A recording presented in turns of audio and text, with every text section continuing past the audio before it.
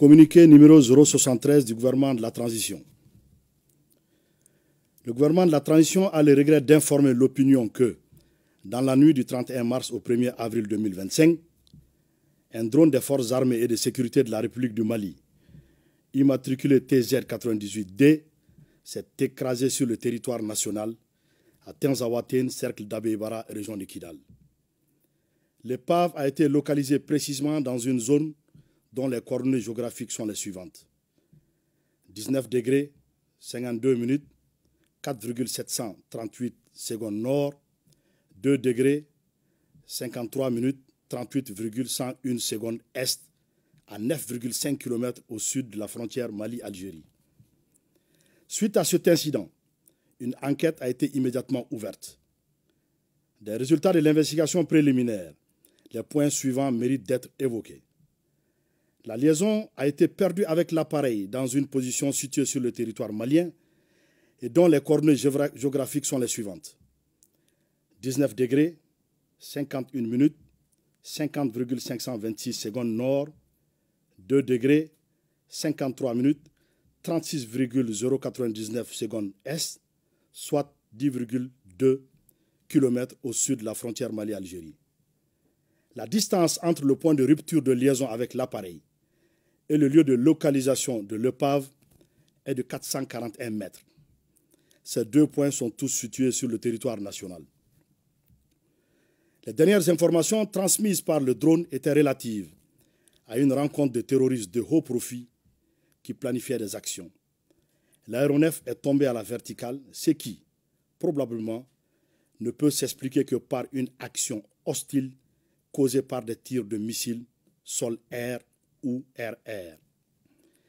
Quelques heures après l'incident, le gouvernement de la transition a pris connaissance par voie de presse d'un communiqué du ministère de la Défense algérienne revendiquant la destruction d'un drone qui aurait survolé l'espace aérien de l'Algérie sur 2 km. Afin d'approfondir les enquêtes, les autorités maliennes ont demandé aux autorités algériennes de leur fournir des éléments probants étayant la violation de leur espace par un drone de reconnaissance malien. Depuis 72 heures, aucune suite satisfaisante n'a été réservée à la demande malienne. Le gouvernement de la transition conclut avec certitude absolue que le drone des forces armées de sécurité maliennes a été détruit suite à une action hostile préméditée du régime algérien. Cette décision repose sur les éléments ci-après. Le silence coupable du régime algérien accordé à la demande malienne et son refus de coopérer confirment la responsabilité de ce régime qui a tiré sur le drone entraînant sa chute verticale. Les données précises de la trajectoire de l'appareil enregistrées dans le système prouvent sans ambiguïté que l'appareil n'a jamais quitté l'espace aérien de la République du Mali.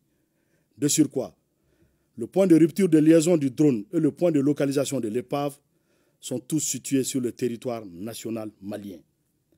L'absurdité de l'argument de la violation de l'espace aérien algérien sur 2 km, autrement dit, comment l'épave du drone se serait retrouvée au Mali et à 9,5 km de la ligne frontalière si l'appareil avait réellement violé l'espace algérien sur 2 km. Face à la gravité de cet acte d'agression inédit dans l'histoire des relations entre le Mali et l'Algérie, le gouvernement de la transition condamne avec la dernière rigueur cette action hostile, inamicale, condescendante des autorités algériennes, dont le chef de l'État affirmait récemment à Mondovision que, je le cite, 90% des solutions maliennes se trouvent en Algérie. En outre, cet agissement prouve, si besoin en était, que le régime algérien parraine le terrorisme international. En effet, la destruction du drone a clairement pour effet, sinon pour but, d'entraver la neutralisation de groupes armés ayant revendiqué des actes terroristes. Le gouvernement de la transition, en cette triste circonstance, tout en rappelant la teneur de son communiqué numéro 64 du 25 janvier 2024 et celle de l'allocution du Mali lors de la 79e session de l'Assemblée générale des Nations unies, condamne l'attitude du régime algérien qui, en plus de servir de base arrière aux groupes terroristes, s'engage aujourd'hui dans la lutte armée pour perpétrer des agressions contre un État voisin en vue de protéger ses suppôts terroristes. En conséquence, en réponse à cette énième provocation du régime algérien, le gouvernement de la transition décide de 1. Convoquer l'ambassadeur algérien pour protester contre l'hostilité du régime algérien. 2. Se retirer avec effet immédiat du comité d'état-major conjoint CEMOC. 3. Porter plainte devant des instances internationales contre le régime algérien pour acte d'agression. Aussi, le gouvernement de la transition fait remarquer que cette agression flagrante du régime algérien contre le Mali est en contradiction avec la participation effective de la République du Mali à la guerre pour l'indépendance de l'Algérie pour soutenir le Front de Libération Nationale, FLN. Enfin, il demande au régime algérien, exportateur de terrorisme, de cesser d'être une menace à la paix et à la sécurité régionale, puis d'adopter un comportement responsable visant à promouvoir la paix et le développement.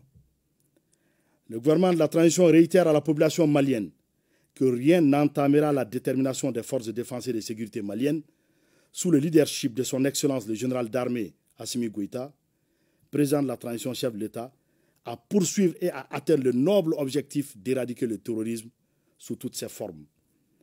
Suivant cette volonté, dans les heures qui ont suivi l'agression du régime algérien contre le drone malien, d'importantes cibles terroristes ont été frappées avec succès dans la localité de Tinzaouatène et ailleurs sur le territoire malien. Ces opérations vont continuer et pourront s'intensifier selon l'évolution de la situation. Que Dieu bénisse le Mali, préserve les Maliens. Fait à Bamako le 6 avril 2025. Je vous remercie.